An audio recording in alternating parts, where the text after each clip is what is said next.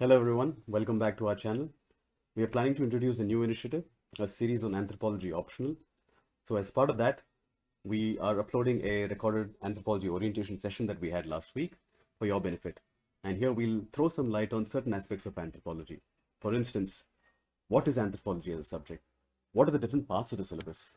What could be the benefits of taking anthropology as an option? And many other such aspects. So without further delay, let's get started.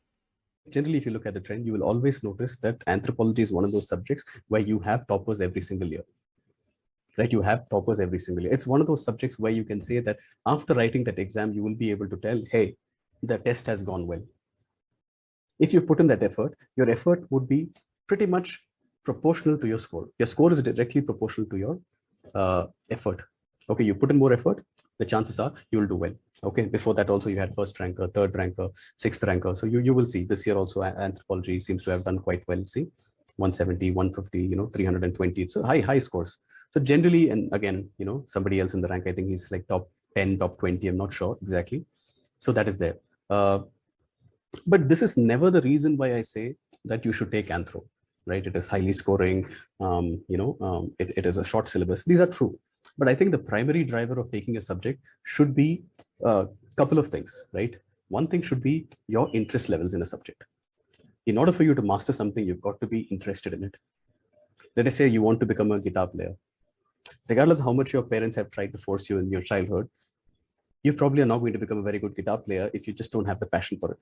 True, right? So one of the most important thing is understand what is Anthro and see if that sort of interests you. Okay, and if that interests you, there are so many benefits that you can get from this particular subject. Okay, this is considered to be one of the shortest syllabus for any subject. Now that is true. Okay, it is the shortest syllabus, but that gives you some advantages. Despite the fact that it's short, I generally tell my students that your target is not to go about and topping Anthro, right? At the end of the day, you want to ensure that Anthro helps you clear, right? Anthro helps you clear. So when you have a subject where it takes you only a short amount of time, so go ahead and after your prelims, ensure that you give sufficient time to anthropology. And after that, you have plenty of time to ensure that your GS1 and 2 and 3 and 4 and essay, all of these things get equal sort of effort. Which, if you have taken, let's say, some of the lengthier sort of subjects, it becomes much harder, right? Time management becomes an issue, right? Having said this, let's dive into what is Anthro. See, this is when we had that offline sessions, right? So I generally use my tab and pen and all. For us, we'll have offline classes. So our classes are offline. Anthropology is basically study of ourselves. Okay. Anthropos means human, logia means study. So study of humans. So study of humans across space. Okay. Space means geographies.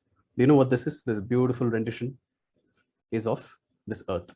This is your North America, this is your South America, this is your Africa, this is your Europe, India here, okay, some islands and whatnot. This is your Australia. So when we study humans, we do not study humans. Where are humans? We are Homo sapiens sapiens, right? We are one particular kind of a species that is present on Earth. But we share similarities with others. That is fine. But as a whole, whether you're living in North America, whether you're living in Europe, whether you're living in many of these islands with very little contact with the outside world, with a very distinct sort of a culture, with distinct sort of practices, distinct sort of, their attire, language, does not necessarily matter. All of them put together, studying them holistically is going to be anthropology. Right now, I understand when there is something like this, it seems like you need a little more information, right? We will delve into it a little deeper. See, when I say across space and across time, right? When I say time, we have to study our evolution. When did humans appear on Earth? How was Earth created? Or how was the human race created, the species created? Brahma, is that right? Brahma is the creator. Adam and Eve, is it Adam and Eve who created? Or is it something where there were some other sort of primates like monkeys or apes or something like that, and eventually over a period of time, millions of years probably, they evolved to become who we are today? Depends on what you believe, right? If you're going to test it with hypothesis, evidence, right? Then we understand that the other arguments that you have, that Brahma created it, or Adam and Eve, or I'm sure that in Islam also you have certain sort of, every religion will try to explain how we came here, right? How are we here? But that is a religious debate. For science, since Charles Darwin at least, we say that there is some form of evolution. Now see, anthropology has certain aspects. We said that it is about studying of mankind. Now look at this. There are some fields here. These are the 4 major subfields of anthropology: physical anthro, sociocultural anthro, linguistic anthro, archaeological anthro. Okay. Uh, I understand my handwriting might be very difficult for you to, I'll read it out. Okay. So it'll be easier for you. So I'm making that disclaimer right away. See, physical anthro, let's talk about sociocultural anthro. What is sociocultural anthro? What is society? What is culture? Sociocultural anthro is basically understanding our own society, our own cultures, studying what kind of culture that people practice. Okay, what kind of marriages they have, what are the rules in that marriage, right? What kind of families they have, what are the relationships between people, what kind of kinship. Kinship is basically the relations, right? And I'll talk about a little bit about all of these things. Okay, what kind of economic organization they have, what kind of political sort of setup do they have, okay, what kind of religious beliefs they have. What are the religious beliefs that we have? How many religions are present in India? Anybody? Can you name? How many fingers do you need? Less than 10? Possibly more? In fact, if you look at India as a whole, right, we are not just a country of Hindus and Muslims and Christians and Buddhists and Sikhs and Zoroastrians. There are many other sort of tribal religions as well. There are many other beliefs as well. Even Hinduism as a whole is not a very homogeneous belief, right?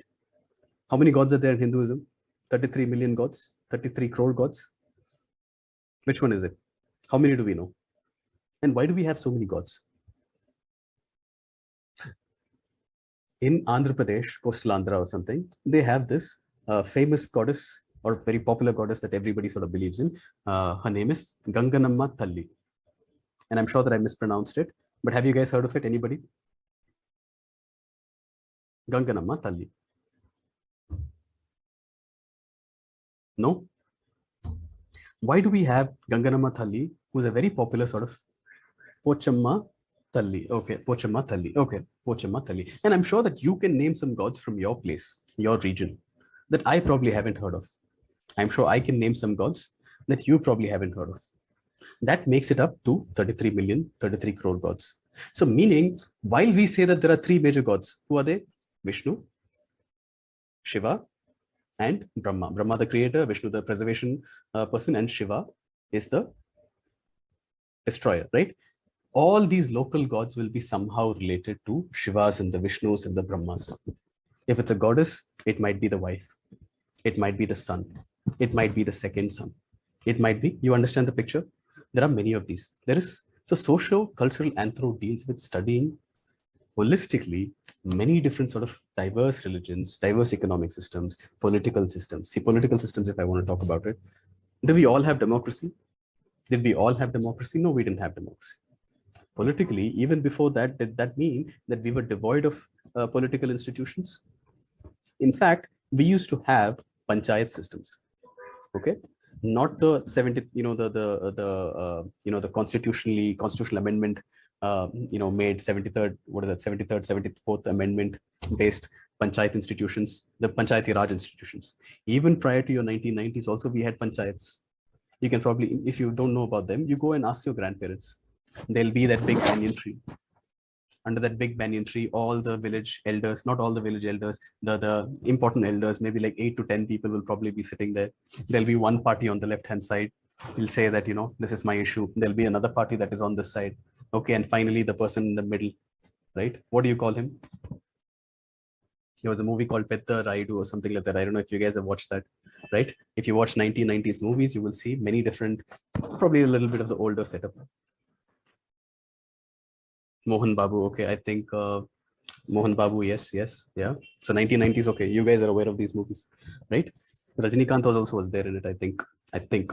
Anyway, so you have many of these set up. Now, if you take that to, let's say you go back here, right? Outside of India, they may not have had their panchayats, but they may have their own political institutions. So there is a lot of diversity. Sociocultural anthro deals with a lot of these.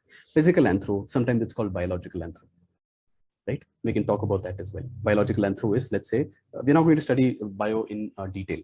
Okay, we're not going to study biology in detail, but there is a small aspect of biology that we are interested in, and that is genetics. So there is a small aspect of biology that we're interested in, that is genetics. So, right. So we're not going to go into, the plant kingdom. We don't care about that. We care about the animal kingdom. Within animal kingdom also, we're not going to study more about, amoeba and the protozoas and the bacteria and virus. No, to a certain extent we will, but all that deals with the human. But what we're really interested in is understanding genetics. Genetics is very simple. I'll explain that in, really quick. Linguistic anthro. What is linguistics? Anybody know what linguistic deals with?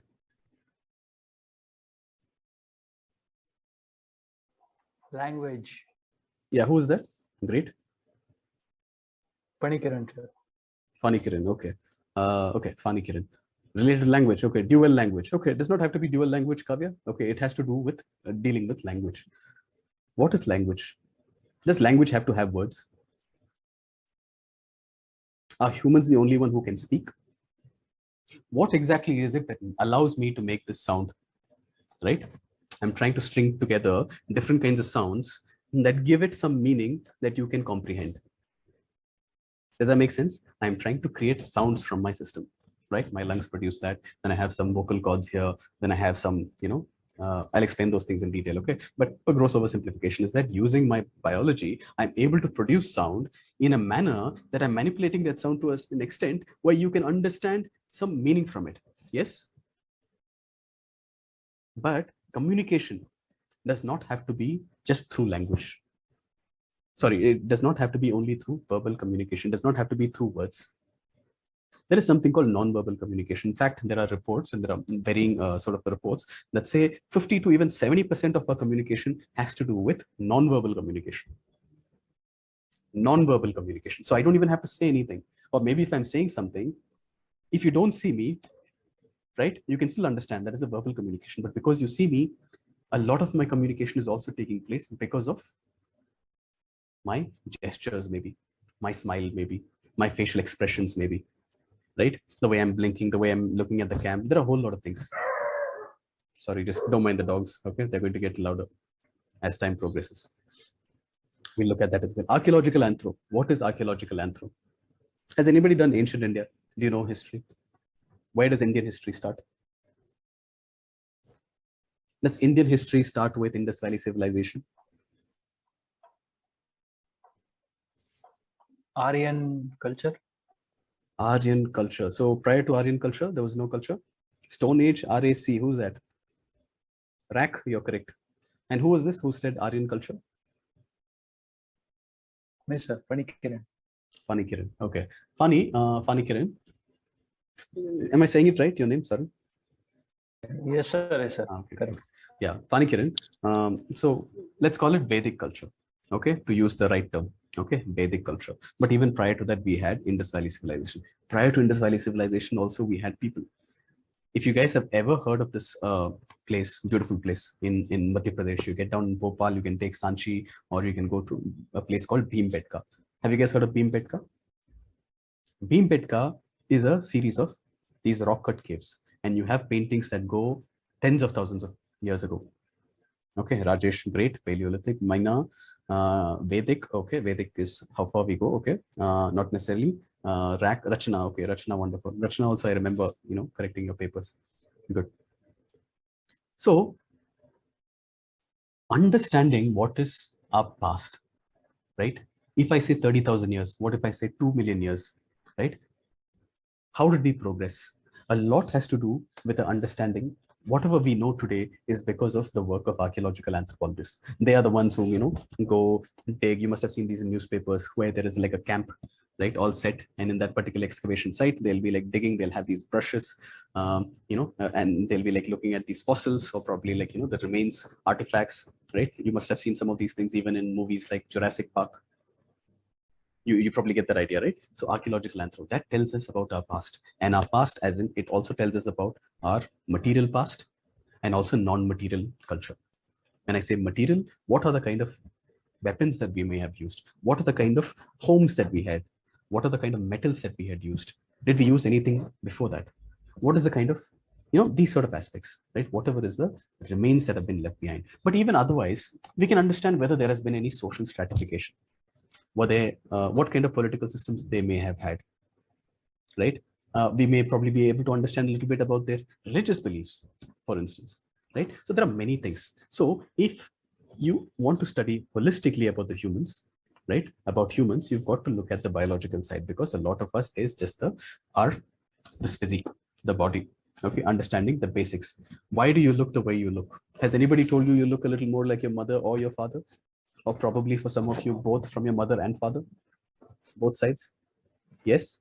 Why is that? Because the genes, right, are being passed on from your parents to the next generation. Perfect, Sharath, Upala. Okay, great. So the whole point to understand inheritance, okay, we have to know a little bit of genetics. Great. This exclamation XOBILE, it's a I don't know if anybody watches Russell Peters. Russell Peters talks about the first time he goes to, I think, South Africa, and he meets somebody and his name starts with an exclamation. How do you say that name, right? So for us, we think that the way we speak, a lot of it, like, we have all the sort of, in our alphabet, we have all the letters that make up all kinds of sound, but not necessarily. Okay, and I'll give you some examples as well. So exclamation in that language, especially for these hunting, gathering sort of bushmen, you have exclamation basically talks about, it's about these clicking sounds. So for instance, let me say, can you write that in our language? Very difficult. But that is one of those sort of sounds that they produce in their language. And even English does not, is not able to sort of capture that. So for that, they have exclamation. So that is belay. Who is Russell Peters? Does not matter. He's a stand-up comedian, Rahul. Okay. I'm just giving you some pop culture reference. So these are just the snippets of this module. There's a lot more in this module, obviously, to explore further. Do check out the playlist to know more about anthropology. If you found these modules to be interesting, then definitely do consider anthropology as an option for you as well. It might work out well for you for your UPSC mains. If there's any other aspect of anthropology that you'd like to know more about, do let us know in the comment section, and we'll try to make videos on those. Thank you for watching, and we'll see you in the next video.